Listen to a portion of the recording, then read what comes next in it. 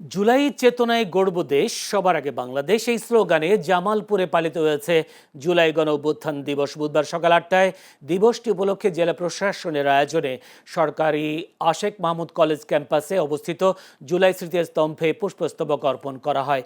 এর আগে সকাল ৭টা ৫৯ জুলাই গণ অভ্যুত্থানে আত্মদানকারী শহীদদের স্মৃতির প্রতি শ্রদ্ধা জানিয়ে ১ মিনিট নীরবতা পালন করা হয়।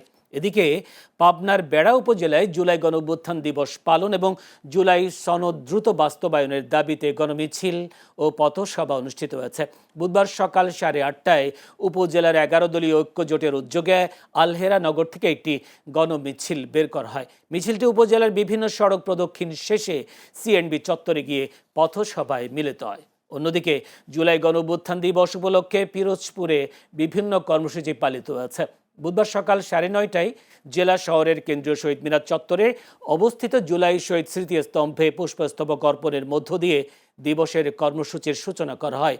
এ সময় গৃহায়ন ও গণপূর্ত মন্ত্রণালয়ের প্রতিমন্ত্রী আহমেদ সোহেল মঞ্জুর, জেলা প্রশাসক আবু সাইদ সহ বিভিন্ন সরকারি বেসরকারি দপ্তর, সামাজিক সাংস্কৃতিক সংগঠন এবং বিভিন্ন শ্রেণী পেশার মানুষ শহীদদের প্রতি শ্রদ্ধা নিবেদন করেন।